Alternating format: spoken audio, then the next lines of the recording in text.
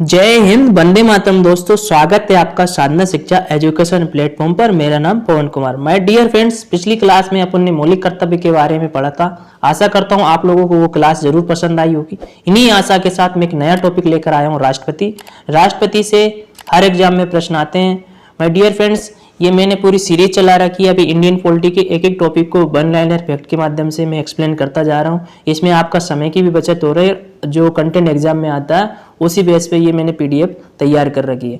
ये जो नोट्स है ये मेरे टेलीग्राम चैनल पे आपको मिल ही जाएगा। अभी सीटेट का एग्जाम सर पे है, दिसंबर या जनवरी में सीटेट का एग्जाम हो जाएगा। तो आप लोग सीरियसली इन सब क्लासों को देख लीजिए और अपना तैयारी मजबूत कर लीजिए। ठीक है फ्रेंड्स, सीटेट के लिए मैं सीडीपी यानी चाइल्ड डेवलपमेंट पेडागोजी के भी प्रीवियस ईयर के पेपर साधना शिक्षा पे उपलब्ध है और भी लेटेस्ट अभ्यास भी मैं यहाँ पर करा दूंगा। तो ठीक है फ्रेंड्स, बिना टाइम का आज की क्लास कंटिन्यू करते हैं। राष्ट्रपति, प्रेसिडेंट, ठीक है, प्रेसिडेंट ऑफ इंडिया यानी भारत के राष्ट्रपति के बारे में देखेंगे एक एक फैक्ट जो कि एग्जाम में आते हैं। ठीक है फ्रेंड्स, आपको ऐसा मत सोचना कि ये फैक्ट के बारे में बता रहे हैं। जो चीजें कंफ्यूजन रहे वो कमेंट के माध्यम से बता देना कि ये चीजें मुझे समझ में नहीं, और उस पर मैं स्पेशली वीडियो बना दूंगा। ठीक है, राष्ट्रपति के बारे में देखते हैं। सबसे पहले राष्ट्रपति पद की योग्यताएं। तो राष्ट्रपति की जो योग्यताएं, जो क्वालिफिकेशन है, तो अनुच्छेद 58 में उनका वर्णन है। किसमें? अनुच्छेद 58 में। ठीक है फ्रेंड्स, फिर वो भारत का नागरिक होना चाहिए, यानी राष्ट्रपति पद का कैंडिडेट भारत का नागरिक होना चाहिए। न्यूनतम 35 वर्ष की आयु होनी चाहिए। ये बेसिक योग्यताएं, ये सब आपको पता होगी, लेकिन फिर भी कभी कभी एग्जामों में ये सब चीजें भी आ जाती है। लोकसभा का सदस्य निर्वाचित होने की योग्यता होना चाहिए, यानी लोकसभा का सदस्य निर्वाचित होने की उसकी योग्यता होना चाहिए। किसी लाभ के पद पर नहीं हो, ठीक है, कहीं कोई नौकरी वोकरी नहीं कर रहे हैं। ठीक है, भारत में राष्ट्रपति का निर्वाचन किस प्रकार होता है? देखो, प्रश्न मतलब मैंने इस तरह तैयार किया कि जैसे एग्जाम में प्रश्न आता है कि भाई भारत में राष्ट्रपति का निर्वाचन किस प्रकार होता है, तो एक उसमें एक राइट आंसर रहता है। तो जो राइट आंसर है ना वो मैंने यहाँ पे टाइप कर दिया। ठीक है, तो भारत में राष्ट्रपति का निर्वाचन किस प्रकार होता है? तो अप्रत्यक्ष मतदान से, आनुपातिक प्रतिनिधित्व से, एकल संक्रमणीय मत प्रणाली द्वारा। तो ऑप्शन में इसी तरह का आता है। ठीक है, आनुपातिक प्रतिनिधि एकल संक्रमणीय मत प्रणाली है। इसको अगर आपको समझ में ना आए तो मैं इसकी डिटेल वीडियो बना दूंगा, लेकिन एक अभी समझने के लिए ये है कि अप्रत्यक्ष मतदान से, और अगर ऐसे आए आनुपातिक प्रतिनिधि से, एकल संक्रमणीय मत प्रणाली द्वारा। ठीक है फ्रेंड्स, भारत के राष्ट्रपति के चुनाव में मतदान कौन करता है? तो राज्यसभा, लोकसभा, राज्य व केंद्र शासित प्रदेशों की विधानसभाओं के निर्वाचित सदस्य। कौन कौन करता है? राज्यसभा के सदस्य, ठीक है, राज्यसभा के सदस्य, लोकसभा, राज्य व केंद्र शासित प्रदेशों की जो विधानसभा हैं उनके निर्वाचित सदस्य राष्ट्रपति के चुनाव में मतदान करते हैं। ठीक है, भारत के राष्ट्रपति उम्मीदवार के प्रस्ताव का अनुसमर्थन कम से कम कितने सदस्य द्वारा किया जाना चाहिए? तो भारत के राष्ट्रपति उम्मीदवार के जो प्रस्ताव जब वो रखेगा तो उसके लिए कम से कम समर्थन की जरूरत होती है। तो कम से कम 50 निर्वाचकों की, 50 कैंडिडेट के समर्थन होना जरूरी है, तभी वो राष्ट्रपति का जो पद है उसके लिए अप्लाई कर सकता है। ठीक है, ठीक है, 50 निर्वाचक, ये क्वेश्चन कई बार आ भी चुका है। ठीक है, भारत में राष्ट्रपति का चुनाव एकल हस्ताक्षर मत प्रणाली यानी सिंगल ट्रांसफरेबल वोट सिस्टम द्वारा किया जाता है। ठीक है फ्रेंड्स, ये दो बार ये फैक्ट आ गए, मैं आपको इसको थोड़ा सा बता भी देता हूँ। एकल ट्रांसफरेबल वोट सिस्टम क्या होता है? इसमें माय डियर फ्रेंड्स ये होता है कि जैसे नॉर्मल जो इलेक्शन होता है उसमें आप एक कैंडिडेट को वोट दे दिए, बस काम खत्म है। इसमें ये होता है कि आप है ना A B C D candidate है, तो आप ए को 100% समर्थन दे रहे, बी को सेकंड नंबर पे प्रेफरेंस पर रख रहे, सी को तीसरे नंबर पे प्रेफरेंस रख रहे। तो इस तरह ये एकल सिंगल ट्रांसफरेबल वोट सिस्टम प्रणाली रहता है। ठीक है, ये एग्जाम की दृष्टि से इतने में आपका काम हो जाएगा। अगर इसको और ज्यादा डिटेल में समझना है तो बता देना कमेंट करके, मैं इस पर डिटेल वीडियो भी बना दूंगा। ठीक है फ्रेंड, राष्ट्रपति के निर्वाचन में किसी राज्य का मुख्यमंत्री किस स्थिति में मतदान करने के पात्र नहीं होगा? यानी कि राष्ट्रपति के इलेक्शन में किसी राज्य का मुख्यमंत्री किस स्थिति में मतदान करने के लिए पात्र नहीं होगा? तो यदि वे राज्य विधानमंडल में उच्च सदन का सदस्य हो। माय डियर फ्रेंड्स, अभी यहाँ पर थोड़ा सा आपको डाउट आया होगा कि भाई राज्य का जो सीएम है वो राष्ट्रपति के इलेक्शन में किस स्थिति में वोट नहीं दे सकता। तो देखो, दो सदन होते हैं, केंद्र में भी होता है लोकसभा और राज्यसभा। तो राज्यसभा एक उच्च सदन है, उसी तरह किसी 5 स्टेटों में ऐसा है कि विधानसभा है और एक है विधान परिषद। तो जो विधान परिषद के जो सदस्य होते हैं वो राष्ट्रपति के इलेक्शन में पार्टिसिपेट नहीं करते हैं। तो इसीलिए क्या नाम है, अगर किसी राज्य का मतलब स्टेट का सीएम अगर विधान परिषद का अगर सदस्य है तो वो राष्ट्रपति के इलेक्शन में पार्टिसिपेट नहीं करेगा। ये अपने 5 स्टेट में ही है, उत्तर प्रदेश, महाराष्ट्र, ठीक है, ऐसे स्टेटों में 5 स्टेटों में ये चीज है। कौन राष्ट्रपति के निर्वाचक मंडल का तो भाग है परंतु वह उसके महाभियोग में भाग नहीं लेता है। यानी कि बढ़िया क्वेश्चन है, कौन राष्ट्रपति के निर्वाचक मंडल का तो भाग है, यानी निर्वाचक में तो भाग लेता है परंतु वो उसके महाभियोग यानी जो राष्ट्रपति के खिलाफ अगर उसको हटाना है तो महाभियोग जो चलाया जाता है उसमें भाग नहीं लेता है। तो वो उसमें नहीं लेते हैं, राज्यों की विधानसभा के जो कैंडिडेट है ना वो उस चीज में भाग नहीं लेते, वो लोकसभा और राज्यसभा में ही उनका काम हो जाता है। वो लोकसभा और राज्यसभा से ही महाभियोग चलाया जाता है और उससे ही राष्ट्रपति को पद से हटाया जा सकता है। उसमें राज्यों की विधानसभाओं के कैंडिडेटों को भाग लेने की आवश्यकता नहीं होती है। क्लियर, ठीक है फ्रेंड्स। संसद अथवा विधानसभा का कोई सदस्य राष्ट्रपति निर्वाचित हो सकता है परंतु उस पर क्या शर्तें हैं। यानी कि संसद अथवा विधानसभा का कोई भी सदस्य राष्ट्रपति निर्वाचित हो सकता है परंतु उस पर क्या शर्तें होनी चाहिए। तो निर्वाचित होने के उपरांत उसे अपनी सदस्यता छोड़नी होगी, ठीक है। संसद के लिए राष्ट्रपति का अभिभाषण कौन तैयार करता है। तो संसद के लिए राष्ट्रपति का जो अभिभाषण है वो केंद्रीय मंत्रिमंडल तैयार करते हैं, ठीक है फ्रेंड्स। राष्ट्रपति, इंपोर्टेंट फैक्ट है, राष्ट्रपति की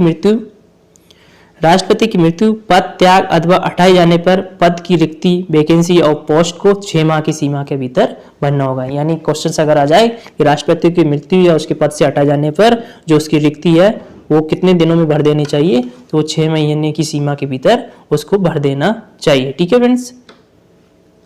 चुनाव में उत्पन्न विवाद का निपटारा कौन करता है। तो भारत के राष्ट्रपति चुनाव में उत्पन्न जो भी विवाद होगा उसका निपटारा सर्वोच्च न्यायालय करेंगे, ठीक है फ्रेंड्स। भारत के राष्ट्रपति को उसके कार्यकाल की समाप्ति से पूर्व किस प्रकार पद से हटाया जा सकता है। तो महाभियोग चलाकर राष्ट्रपति को उसके पद से हटाया जा सकता है, ठीक है फ्रेंड्स। राष्ट्रपति देश का प्रमुख होता है, एक सबसे बड़ा पद होता है भारत के, लेकिन अगर वो भी कुछ ऐसा वैसा गलत करते हैं तो उस संसद के द्वारा उस पर महाभियोग चलाकर उसको भी पद से हटाया जा सकता है, ठीक है फ्रेंड्स। आगे बढ़ते हैं नेक्स्ट स्टेटमेंट की तरफ। भारत के राष्ट्रपति को उसके पद से हटाने का अधिकार किसे प्राप्त है। तो अभी मैं पूर्व में बता दिया था, ये संसद को अधिकार है, ठीक है। संघ की कार्यपालिका शक्तियां किस अनुच्छेद के अंतर्गत राष्ट्रपति में नियत है। देखो बढ़िया स्टेटमेंट है। संघ की कार्यपालिका शक्तियां किस अनुच्छेद के अंतर्गत राष्ट्रपति में नियत है। तो आर्टिकल 53 यानी अनुच्छेद 53 में अंतर्गत आती है, ठीक है फ्रेंड्स। अनुच्छेद 61 के अंतर्गत राष्ट्रपति पर महाभियोग संसद के किस सदन द्वारा प्रारंभ किया जा सकता है। यहाँ पर आपके प्रश्न 2 तैयार हो गए कि अनुच्छेद 61 के अंतर्गत राष्ट्रपति पर महाभियोग चलाया जाता है, यानी क्वेश्चन इस तरह आ सकता है कि राष्ट्रपति पर महाभियोग कौन से अनुच्छेद के अनुसार चलाया जाता है। तो अनुच्छेद 61 के तहत, ठीक है। और संसद के किस सदन द्वारा प्रारंभ किया जा सकता है। तो संसद के किसी भी सदन द्वारा प्रारंभ किया जा सकता है, ठीक है। राज्यसभा लोकसभा दोनों सदन के द्वारा शुरू किया जा सकता है राष्ट्रपति पर महाभियोग चलाने की, ठीक है। यहाँ पर आपके 2 प्रश्न तैयार हो गए। भारतीय संविधान का कौन सा अनुच्छेद राष्ट्रपति पद के लिए निर्वाचन की पात्रता निर्धारित करता है। तो वो अनुच्छेद 57 राष्ट्रपति पद के लिए निर्वाचन की पात्रता निर्धारित करता है, ठीक है। कौन सा, अनुच्छेद 57, ठीक है फ्रेंड्स। भारतीय संविधान का कौन सा अनुच्छेद राष्ट्रपति पद के लिए पुनः निर्वाचन की पात्रता निर्धारित करता है। तो वो भी अनुच्छेद 57, ठीक है फ्रेंड्स। राष्ट्रपति को कोई भी विषय पुनर्विचार के लिए मंत्रिपरिषद को वापस भेजने का अधिकार किस संविधान संशोधन द्वारा प्रदान किया गया है। तो राष्ट्रपति का कोई भी जो विषय है वो पुनर्विचार के लिए मंत्रिपरिषद को वापस भेजने का अधिकार किस संविधान संशोधन द्वारा दिया गया है। तो वो 44वें संविधान संशोधन द्वारा दिया गया है, ठीक है फ्रेंड्स। क्लियर। भारतीय संविधान के किस अनुच्छेद के अंतर्गत राष्ट्रपति संसद के दोनों सदन द्वारा पारित किसी विधेयक पर अपनी स्वीकृति रोक सकते हैं, ठीक है। क्या है, भारतीय संविधान के किस अनुच्छेद के अंतर्गत राष्ट्रपति संसद के दोनों सदनों द्वारा पारित किसी भी विधेयक को अपनी स्वीकृति देने के बाद भी उसको रोक सकते हैं। इंपोर्टेंट फैक्ट है। तो अनुच्छेद 111, ठीक है। अनुच्छेद 111 के तहत वो अपनी स्वीकृति देने के बाद भी उस चीज को रोक सकते हैं, ठीक है फ्रेंड्स। किस अनुच्छेद के अंतर्गत राष्ट्रपति कुछ आकस्मिकताओं में राज्यपाल के कार्यों के निर्वहन हेतु उपबंध कर सकता है, तो अनुच्छेद 160, ठीक है, आर्टिकल 160 के तहत। अब कुछ राष्ट्रपति से संबंधित महत्वपूर्ण अनुच्छेद है जो कि एग्जाम में काफी ट्रेंडिंग करते हैं, इनको अपन वन लाइनर के माध्यम से देख लेते हैं ताकि आपको हमेशा याद रहे, ठीक है। तो अनुच्छेद 52 के तहत भारत का राष्ट्रपति होगा, ठीक है, अनुच्छेद 52 के तहत भारत का राष्ट्रपति। अनुच्छेद 53 संघ की कार्यपालिका की शक्ति, ठीक है। अनुच्छेद 54 राष्ट्रपति का निर्वाचक मंडल होगा, कौन से, आर्टिकल 54 में राष्ट्रपति का निर्वाचक मंडल होगा। अनुच्छेद 55 राष्ट्रपति के निर्वाचन की रीति। अनुच्छेद 56 राष्ट्रपति की पदावधि। अनुच्छेद 57 पुनर्निर्वाचन के लिए पात्रता, जो कि अभी मैंने पूर्व में ऊपर बताया था आपको। अनुच्छेद 58 राष्ट्रपति निर्वाचित होने के लिए जो उसकी योग्यता है, ठीक है, मैंने शुरू में भी बताया था, यानी कि राष्ट्रपति की जो योग्यता है वो अनुच्छेद 58 के तहत रखी गई है। अनुच्छेद 59 राष्ट्रपति पद के लिए जो भी शर्तें कंडीशन है उसके बारे में। और अनुच्छेद 60 राष्ट्रपति द्वारा शपथ या प्रतिज्ञान, ठीक है। और अनुच्छेद 61 जो कि काफी इंपोर्टेंट है, अनुच्छेद 61 है राष्ट्रपति पर महाभियोग चलाने की प्रक्रिया, ठीक है फ्रेंड्स। आशा करता हूँ आपको ये सब याद हो गए, ठीक है। अब अनुच्छेद 62 राष्ट्रपति का पद रिक्त होने की स्थिति में उसे भरने के लिए निर्वाचन करने का समय और आकस्मिक रिक्ति को भरने के लिए निर्वाचन व्यक्ति की पदावधि, ठीक है फ्रेंड्स। अनुच्छेद 72 क्षमा आदि की और कुछ मामलों में दंडादेश के निलंबन परिहार लघुकरण की राष्ट्रपति की शक्ति। और अनुच्छेद 73 है संघ की कार्यपालिका शक्ति का विस्तार, ठीक है। राष्ट्रपति, फिर आगे एक इंपोर्टेंट फैक्ट है, राष्ट्रपति को मृत्युदंड के मामले में क्षमादान करने की शक्ति प्राप्त है, किंतु राज्यपाल के पास ये शक्ति नहीं है, ठीक है फ्रेंड्स।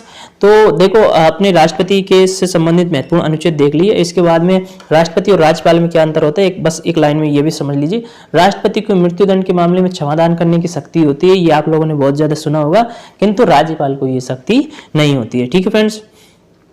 सर्वोच्च न्यायालय के न्यायाधीश को उसके पद से हटाने का अधिकार किसे प्राप्त है, तो वो राष्ट्रपति को है, ठीक है।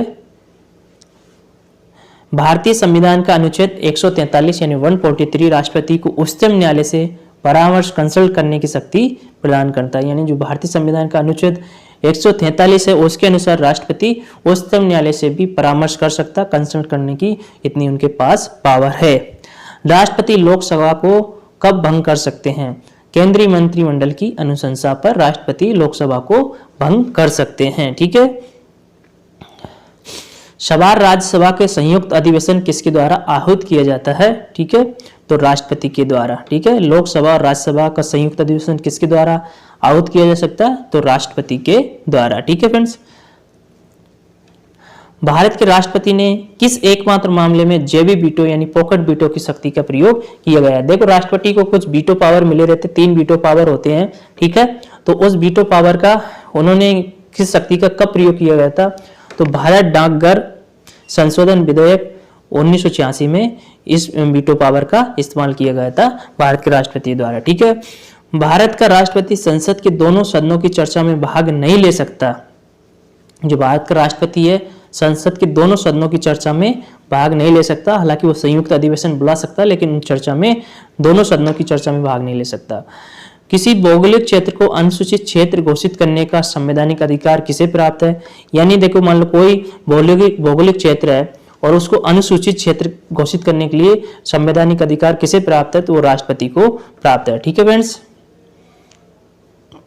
राष्ट्रपति द्वारा नियुक्ति अधिकारी, राष्ट्रपति के द्वारा कौन कौन से पद नियुक्त किए जाते हैं उनको थोड़ा सा देख लीजिए। प्रधानमंत्री एवं केंद्रीय मंत्री, ठीक है, प्रधानमंत्री एवं केंद्रीय मंत्री, ठीक है। वित्त आयोग व राज्य भाषा आयोग के अध्यक्ष एवं सदस्य, उच्चतम न्यायालय और न्यायालयों के न्यायाधीश और राज्यों के राज्यपाल, भारत के महान्यायवादी तथा नियंत्रक एवं महालेखा परीक्षक, ठीक है फ्रेंड्स। और संघ लोक सेवा आयोग के अध्यक्ष और सदस्य, मुख्य निर्वाचन आयुक्त, देख लीजिए मुख्य निर्वाचन आयुक्त एवं अन्य निर्वाचन आयुक्त, राष्ट्रपति मानवाधिकार आयोग के अध्यक्ष एवं सदस्य, अनुसूचित जाति अनुसूचित जनजाति आयोग के अध्यक्ष एवं सदस्य, संघ राज्य क्षेत्रों के राज्यपाल अथवा प्रशासक, दिल्ली व पांडिचेरी के मुख्यमंत्री, ये जो पद दे रखे हैं ये राष्ट्रपति नियुक्त करता है, ठीक है फ्रेंड्स। वर्तमान में राष्ट्रपति का मासिक वेतन कितना है? 5 लाख रुपए है, जो कि टैक्स मुक्त है। ठीक है फ्रेंड्स, यदि भारत के राष्ट्रपति का पद रिक्त हो जाए और कोई उपराष्ट्रपति भी ना हो तो कार्यवाहक राष्ट्रपति कौन होगा? इंपॉर्टेंट फैक्ट है माय डियर फ्रेंड्स, ये क्वेश्चन काफी ट्रेंड करता है, कई बार आता भी। या मान लो कि यदि भारत का राष्ट्रपति ना रहे और उपराष्ट्रपति, भाई मान लो राष्ट्रपति नहीं रहे तो जो कार्यवाहक उपराष्ट्रपति पे चला जाएगा, लेकिन उपराष्ट्रपति भी ना रहे तो उस स्थिति में कार्यवाहक किस पे जाएगा? तो उस स्थिति में चला जाएगा भारत के सर्वोच्च न्यायालय के मुख्य न्यायाधीश के पास। ठीक है, सर्वोच्च न्यायालय के मुख्य न्यायाधीश के पास कार्यवाहक चले जाएगा। ठीक है, वो जिम्मेदारी निभाएंगे राष्ट्रपति वाली। ठीक है, वह राष्ट्र का प्रतिनिधित्व करता है परंतु राष्ट्र का नेतृत्व नहीं करता। ये उक्ति किस पर लागू होती है? तो ये भारत के राष्ट्रपति पे होता है, क्योंकि जो राष्ट्रपति है वह राष्ट्र का प्रतिनिधित्व करता है परंतु राष्ट्र का नेतृत्व नहीं करता। राष्ट्र का नेतृत्व प्रधानमंत्री जी करते हैं। तो ये जो उक्ति है वो भारत के राष्ट्रपति पर लागू होती है। भारत के राष्ट्रपतियों में कौन बिहार का राज्यपाल रह चुका था? तो 2 अभी तक राष्ट्रपति जो है तो वे बिहार के राज्यपाल रह चुके थे। ये स्टेटमेंट के माध्यम से पूछ लिया, देख लेते हैं। तो एक तो डॉक्टर जाकिर हुसैन और श्री रामनाथ कोविंद जी। ठीक है, अब ये देख लेते हैं राष्ट्रपति के पश्चात पर्यंत पद धारण करने वाले जो पदाधिकारी है, यानी कि राष्ट्रपति की कृपा से या उनके पश्चात पर्यंत वो पद पर बने रह सकते हैं। तो पहला है संघ के मंत्री, ठीक है, यूनियन मिनिस्टर, राज्यों के राज्यपाल और भारत का महान न्यायवादी जिसको अटॉर्नी जनरल ऑफ इंडिया कहते हैं। ठीक है फ्रेंड्स, ये आदि लोग राष्ट्रपति के पश्चात पद पर रह सकते हैं। ठीक है, एक विधेयक जो संसद में प्रस्तुत किया जाता है वे किस प्रक्रिया के बाद अधिनियम बन जाता है?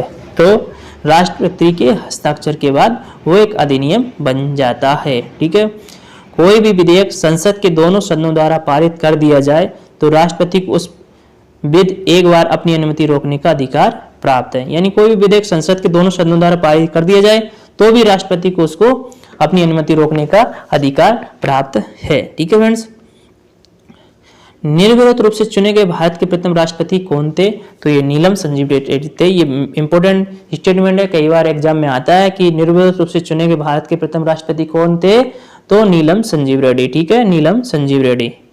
भारत के राष्ट्रपतियों में इनका संबंध ट्रेड यूनियन आंदोलन से रहा है।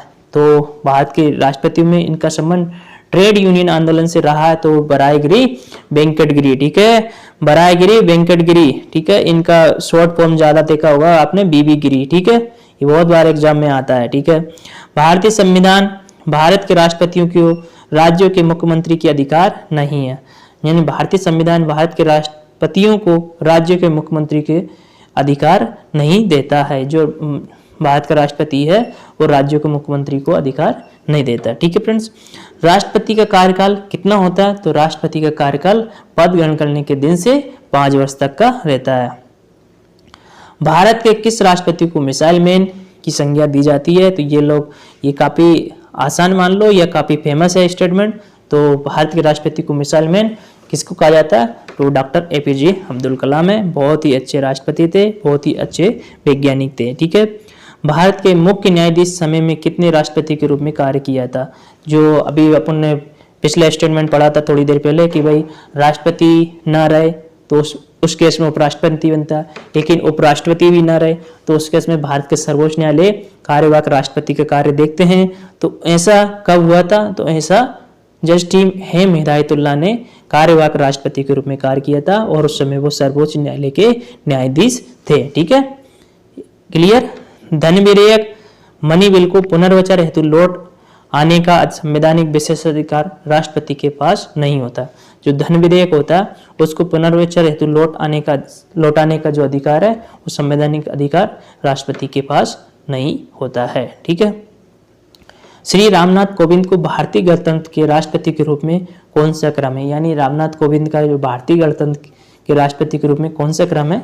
तो वो 14वां क्रम है। ठीक है, अभी वर्तमान राष्ट्रपति कौन है? द्रौपदी मुर्मू। ठीक है, वित्त आयुक्त की नियुक्ति कौन करता है? तो वित्त आयुक्त की नियुक्ति राष्ट्रपति जी करते हैं। ठीक है फ्रेंड्स, राष्ट्रपति के रूप में डॉक्टर राजेंद्र प्रसाद ने सबसे लंबी अवधि, यानी कि काफी इंपॉर्टेंट फैक्ट है, इसमें आपको दोनों क्लियर हो जाएंगे कि सबसे लंबी अवधि में किसने किया और सबसे कम अवधि में किसने किया।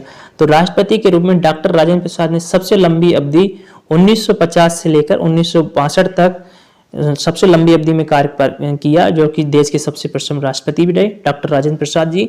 इन्होंने 1950 से लेकर 1962 तक 10 सालों तक राष्ट्रपति के पद पर रहे। इसके अलावा जो सबसे कम रहे तो डॉक्टर जाकिर हुसैन ने कार्यकारी राष्ट्रपति पद को छोड़कर, जो उनका कार्यकारी राष्ट्रपति पद रहा उसको छोड़कर उन्होंने 1 वर्ष 11 दिन तक ही कार्य किया, जो कि सबसे कम है। ठीक है फ्रेंड्स, राष्ट्रपति द्वारा क्षमादान की स्थितियां। राष्ट्रपति किस किस स्थिति में क्षमादान कर सकता है? जब दंड देना सेना न्यायालय द्वारा दिया गया हो, यानी जब दंड सेना न्यायालय द्वारा दिया गया हो तो उस स्थिति में भी राष्ट्रपति क्षमा कर सकते हैं। जब दंड संगीत विषय में से संबंधित विधि के विरोध अपराध के लिए दिया गया उस स्थिति में भी क्षमादान कर सकते हैं। जब दंड आदेश मृत्यु दंड हो उस स्थिति में भी वो क्षमादान कर सकते हैं। राष्ट्रपति के विरुद्ध महाभियोग संसद द्वारा चलाई जाने वाली एक अर्ध न्यायिक प्रक्रिया है, यानी क्यूसी जुडिशियल प्रोसेस है। ठीक है फ्रेंड्स, तो यहाँ पर माय डियर फ्रेंड्स अपन ने राष्ट्रपति से बनने वाले सारे फैक्ट देख लिए जो कि एग्जाम में काफी ट्रेंड करते हैं। ट्रेंड क्या करते हैं, ज्यादातर आते हैं। तो इसी तरह आपको पूरे ऐसे इंपॉर्टेंट फैक्ट और समझते हुए और बहुत कम समय में ज्यादा कंटेंट यहाँ साधना शिक्षा पर मिल जाएगा। इसलिए प्लीज साधना शिक्षा को सब्सक्राइब कर लीजिए और अपने दोस्तों को शेयर कीजिए। और जो भी चीजें नहीं समझ में आए या वीडियो कैसा लगा वो कमेंट के माध्यम से जरूर बताइए। गाइस कमेंट्स अवश्य किया करो, कमेंट करने से बहुत ज्यादा मोटिवेशन मिलता है। तो एक बार फिर पुनः कहूंगा, प्लीज लाइक शेयर, ठीक है, और हमारे टेलीग्राम को ज्वाइन कर लीजिए ताकि आपको ये सुंदर सी नोट्स मिल जाए। ठीक है फ्रेंड्स, मिलते हैं नेक्स्ट वीडियो में, तब तक के लिए जय हिंद, जय भारत।